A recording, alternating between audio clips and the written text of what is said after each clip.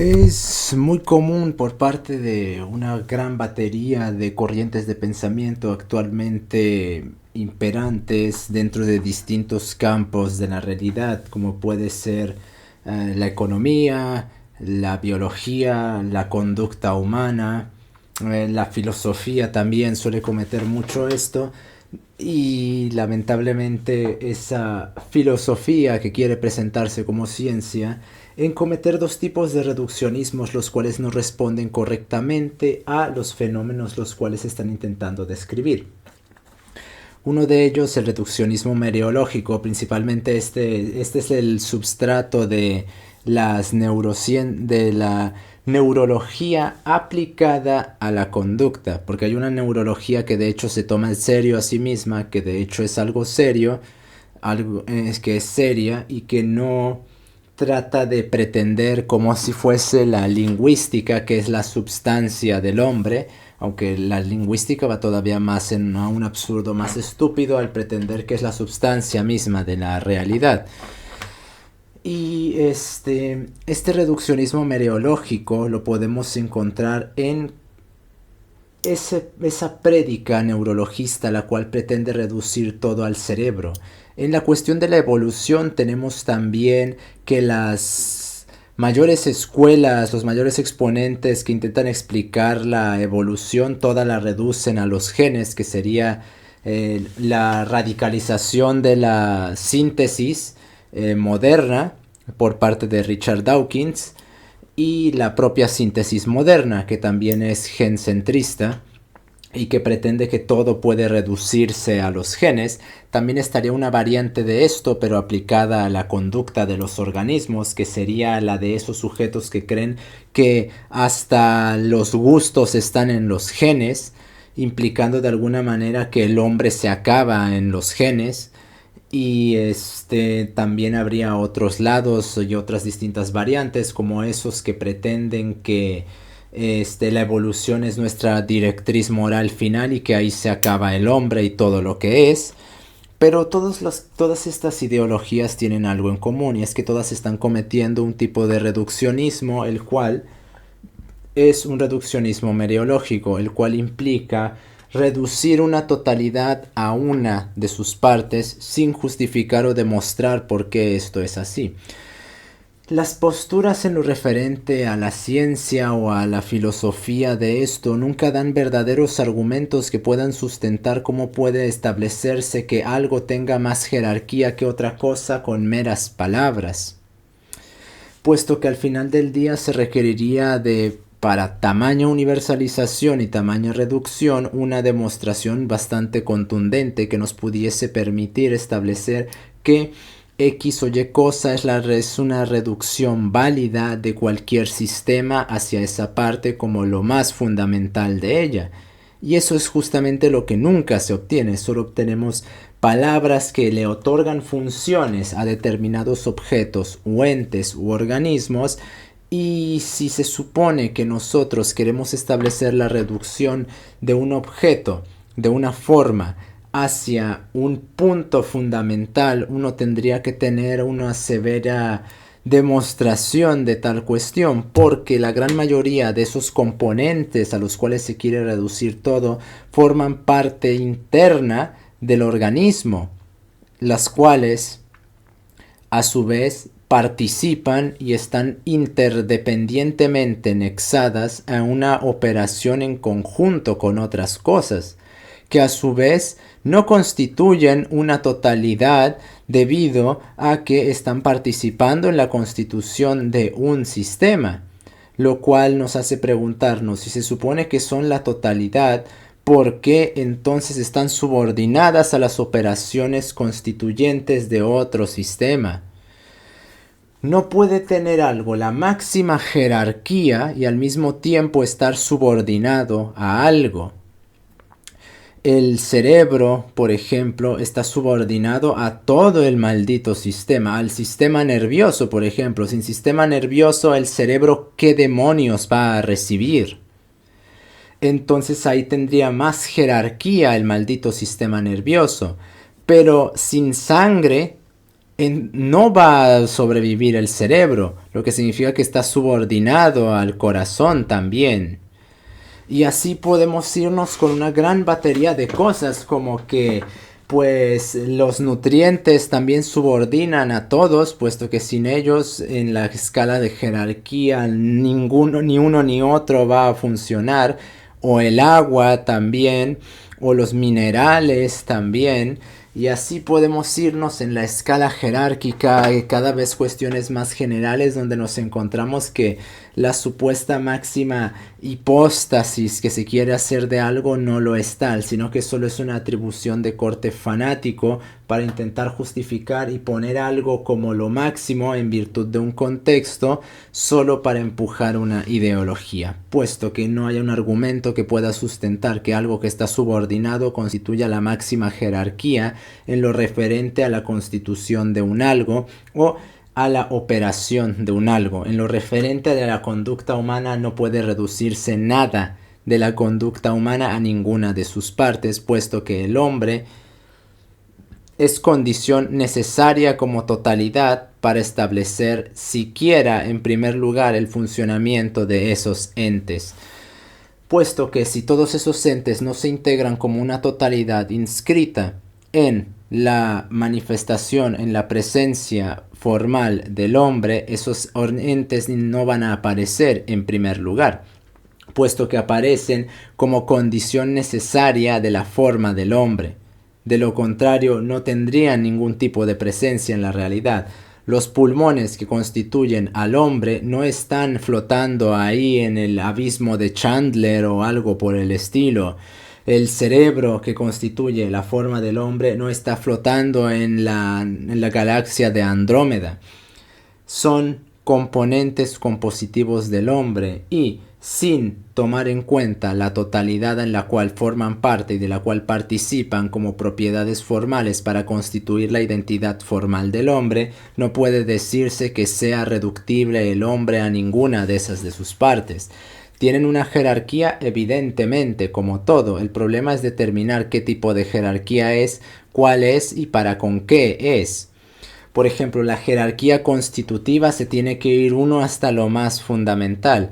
Ahora, la jerarquía operacional, eso ya es otra cuestión. ¿Qué es lo que en las operaciones tiene más jerarquía, más que en la Constitución?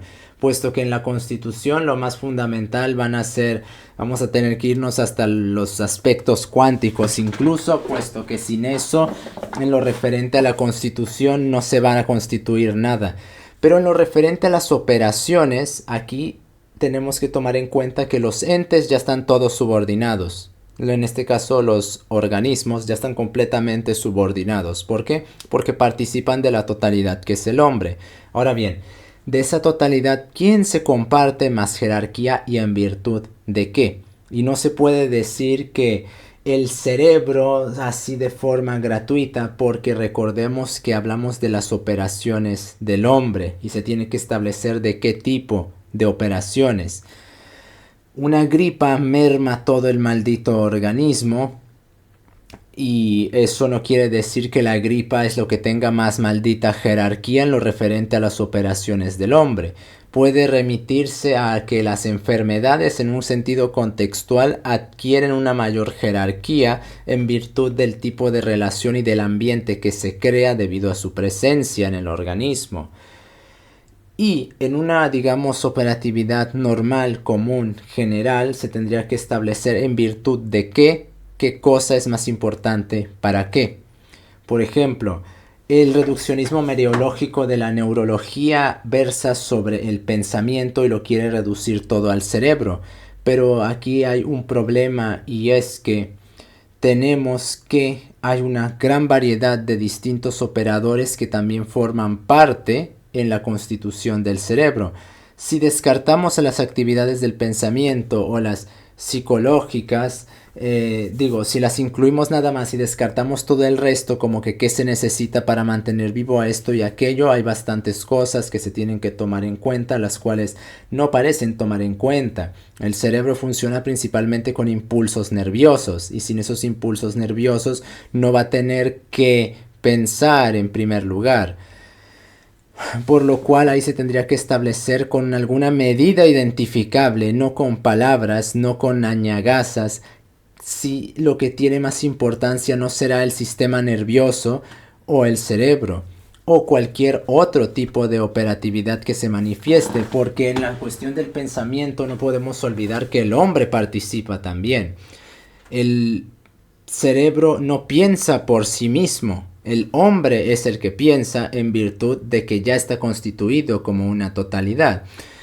De ahí que sea necesario entonces establecer con una unidad de medida esa magnitud de jerarquía para con qué operación, y eso nunca se hace. Simplemente se dice, como en el cerebro se piensa previamente implicando que se está pensando ahí, sin de hecho desarrollar que de hecho eso está ocurriendo ahí naturalmente, puesto que se dice, el cerebro piensa. No, no, no, el cerebro no piensa. En el cerebro se piensa. Pero también habría que establecer si es todo lo que participa en el pensamiento, puesto que en el cerebro hay distintas especializaciones para determinadas series de estímulos, pero al mismo tiempo no podemos olvidar que hay otras determinadas partes no reductibles al cerebro, las cuales también participan en las actividades del pensamiento.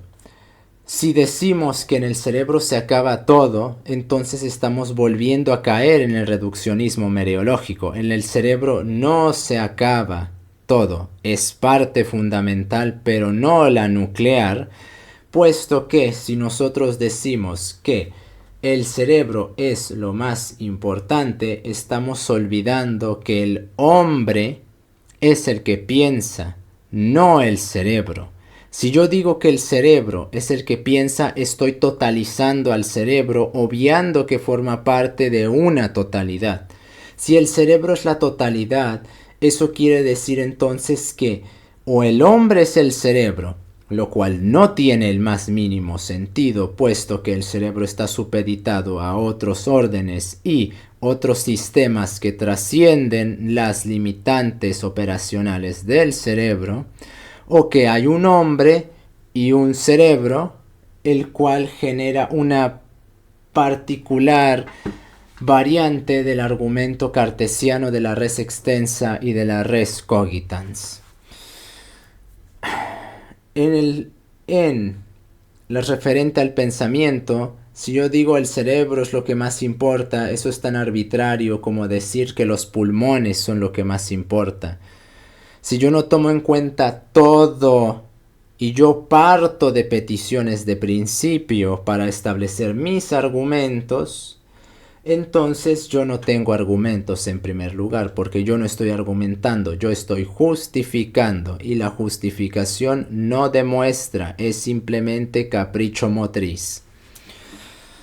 Entonces, este reduccionismo siempre viene acompañado de una batería de ideologías, las cuales son el substrato y la fuerza motriz de esta clase de argumentos, puesto que la única motivación de este tipo de reduccionismos mereológicos, de que la sociedad es lo que más importa, el cerebro es lo que más importa, los genes es lo que más importa, el ambiente es lo que más importa, es la de mistificar y convertir en un ídolo esa reducción para posteriormente justificar una ideología. No hay reduccionismos mereológicos que no vengan acompañados de una defensa a una sarta de estupideces. En el caso del gencentrismo, por ejemplo, el darwinismo aplicado a la moral, lo que valida toda clase de abominaciones, y que peculiarmente, a pesar de que siguiendo su propia prédica hasta la pederastía se puede justificar y no hay motivo alguno siguiendo esa prédica para no cometerla, de igual forma ponen criterios arbitrarios para poder establecer lo que se puede hacer y lo que no, implicando entonces que sus propios criterios ni siquiera ellos mismos se lo toman en serio, se los están tomando en serio. O por el caso del ambientalismo, que básicamente es una negación de la evolución directamente, se quiere poner al hombre como una plastilina hipermoldeable, moldeable al servicio de lo social, como si eso existiese en primer lugar, todo con el fin de creerse ellos los moldeadores absolutos del hombre, para de esa forma cuando se disperse su ideología, como ellos saben, entonces sean ellos los que dirijan el hombre en una suerte de condicionamiento evolutivo al son de su prédica. El reduccionismo mereológico siempre e invariablemente viene acompañado de una defensa a una ideología, la cual es de hecho la fuerza motriz del reduccionismo mereológico. Por otro lado, otro un tanto más interesante y que no se le suele prestar tanta atención como se debería es el reduccionismo operacionista, el cual es un tipo de reduccionismo el cual pretende que las cosas se definen por sus operaciones y no por la totalidad que constituyen. Por ejemplo, hace un tiempo discutí con un cognitivista y le dije que me definiera la mente, y en lugar de definirme la mente me cita un libro y ni siquiera me cita algo del libro, directamente me cita el nombre del libro, creo que era Pasos para una ecología de la mente, de Bateson o algo por el estilo, no recuerdo realmente el nombre, solo recuerdo el título del libro, la verdad no me interesa en lo más mínimo leer eso. Y le dije que como él ya leyó eso y si se supone que ahí se define lo que es la mente, entonces que me la defina, y me dice que la mente es el conjunto de procesos psicológicos los cuales, y corta, no sabes qué es la mente básicamente. Cuando uno define algo, lo tiene que definir en virtud de la totalidad, no en virtud de las operaciones, puesto que las operaciones siguen a la forma, o operari sequitur esse. Las operaciones siguen al ser. Yo no diría ser, yo diría más bien forma, pero lo que se está implicando aquí es que la referente a la identidad de algo, las operaciones que emite ese algo ya implican una totalidad que constituye las potencias que puede manifestar ese algo. Si yo digo que de hecho ese algo se puede definir por las potencias, entonces yo estoy tomando las potencias como lo que ese algo es. Pero ¿cómo puede ser un algo, una potencia que demanda un acto probable que requiere contingencias para manifestarse? ¿Cómo puede ser algo eso si ya está siendo algo que se manifiesta de esa manera? Eso es como una paradójica forma de subsumir todo en la idea de dialéctica, tanto hegeliana como marxista, que básicamente es una negación de la realidad al subsumir todo en un proceso perpetuo en el cual nunca nada es porque todo siempre se está manifestando. Y toma esto más que de Hegel, toma de Descartes las cuestiones de la inversión, de la definición de las cosas se definen por su forma, no por sus operaciones, y Descartes justamente es el que toma, aunque no descarto que haya habido otros autores que antes de Descartes lo hayan intentado hacer. Toma las operaciones y quiere definir las totalidades como tal, obviando que las operaciones no son libres, no hay operaciones libres en la naturaleza, esas operaciones están condicionadas a una forma desde las cuales esas operaciones se manifiestan en virtud de que la forma y sus componentes compositivos permiten la emisión de esas operaciones, y esas operaciones están supeditadas y limitadas a dicha forma, según la tipo de operaciones que algo va a poder manifestar. Si yo digo que la mente es un conjunto de operaciones psicológicas, yo estoy ya previamente asumiendo que la forma de la mente tiene una determinada serie de propiedades que permiten la emisión de esas operaciones, pero yo no estoy definiendo a la mente como una totalidad que permita darle coherencia y sustento a dichas operaciones, sino que estoy tomando las operaciones y estoy pretendiendo definir esa totalidad como un conjunto de operaciones. Pero si yo defino algo como una operación y nada más que eso, yo estoy negando la propia forma y entonces la mente no existe, puesto que no sería una mente, sino serían operaciones psicológicas, ya que como negamos la forma al subsumirla en operaciones, las operaciones son la forma, pero como las operaciones no constituirían una totalidad porque no hay operaciones libres en la naturaleza, entonces yo estoy negando la propia forma de la mente al definirla desde sus operaciones. Y tomar a la mente como unas operaciones u otras es completamente arbitrario porque como todas las entes, todos los objetos, todo cuanto existe puede tener un infinito número de operaciones manifestables y predicables a su forma, que yo defina algo porque puede moverse o puede quedarse quieto es tan arbitrario como que puedo decir que puede subir o puede bajar, y eso es lo que constituye su identidad. La identidad de los objetos remite a su forma, no remite a sus operaciones, puesto que las operaciones están supeditadas a una identidad. Y esta identidad formal es la que condiciona desde qué y cómo y hasta dónde se pueden manifestar esas operaciones. Es por eso que el que define a las cosas por operaciones no está definiendo, y no solo no está definiendo, está negando que pueda definirse algo. De ahí que, por ejemplo, la idea de ciencia de Mario Bunge sea un completo disparate absurdo, puesto que, como bien menta Gustavo Bueno, definir algo por una NU+ cantidad de criterios a seguir es completamente arbitrario, justamente porque como las operaciones que puede contener a una forma son prácticamente infinitas, tratar de definir algo por sus operaciones, si yo lo delimito a 10, yo puedo decir ¿por qué no 12? ¿Por qué no 15? ¿Por qué no 15 millones? Y al final del día no estoy limitando en virtud de la forma las operaciones que algo puede manifestar, puesto que intuitivamente algo puede manifestar operaciones y tiene un límite que, si bien no es identificable, sí es derivable de su propia forma. Por ejemplo, yo no puedo cocinar un huevo con este micrófono, o yo no puedo lavar un motor con este micrófono, puesto que al tener una función en virtud del hombre, el yo atentar contra esa función va a irremediablemente estropear y disgregar la forma de esto.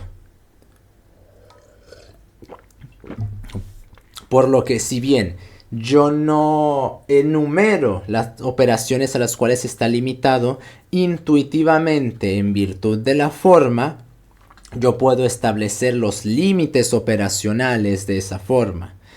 Y si yo empiezo por las operaciones, yo no me voy a detener nunca, y el problema con eso es que entonces nunca se podrá identificar de qué demonios está hablando.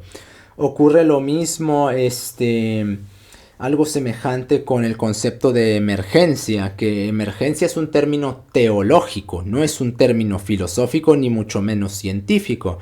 Porque si me está diciendo la emergencia que constituye dicho concepto una determinada serie de operaciones las cuales no son identificables por las partes, o por la unión de las partes, o por la conjunción, o por la participación de las partes que constituyen al objeto, entonces yo estoy diciendo que eso que emergió fue una creación ex nihilo, puesto que si yo no puedo remitirme a los componentes compositivos del objeto para explicar ese fenómeno, entonces ese fenómeno salió de ninguna parte. Puesto que, si de hecho puedo remitirme a los objetos y su relación para poder establecer ese fenómeno que supuestamente no es explicable por la conjunción de las partes, relaciones que se establecen para la constitución de una forma y el fenómeno que supuestamente emergió de eso, entonces yo no puedo decir que el fenómeno participe de ninguna manera de la forma.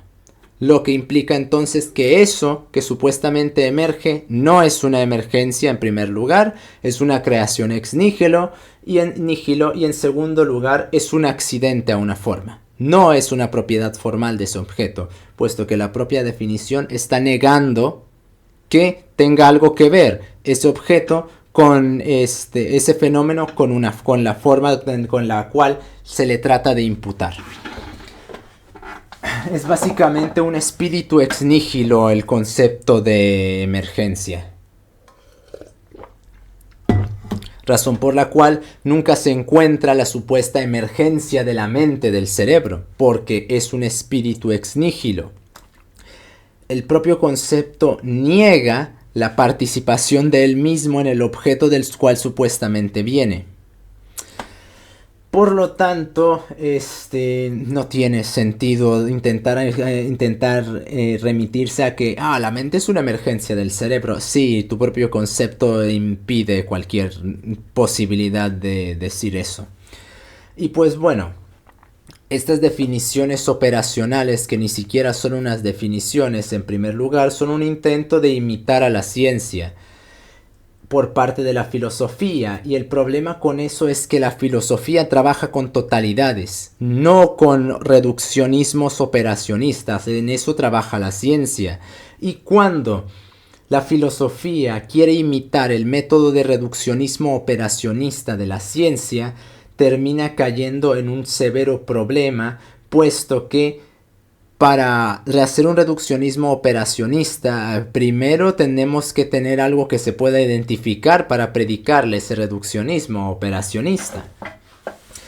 En la biología esto se vuelve un tanto confuso, aunque al menos está lo identificable. Están los animales, están las plantas, están los componentes químicos. Ya después en genética que quieran meter una supuesta información ahí, eso ya es otra cuestión. No existe la información en la naturaleza. Ya hice un video al respecto de eso.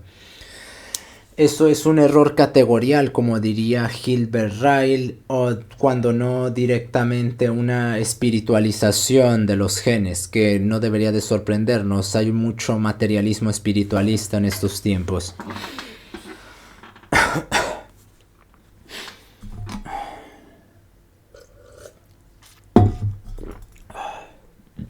Entonces, cuando la filosofía trata de hacer este reduccionismo operacionista de la ciencia, no queda, porque la filosofía tiene que trabajar con totalidades, las cuales no son generalmente identificables por la ciencia, porque la ciencia trabaja en un reduccionismo operacionista que también es naturalista.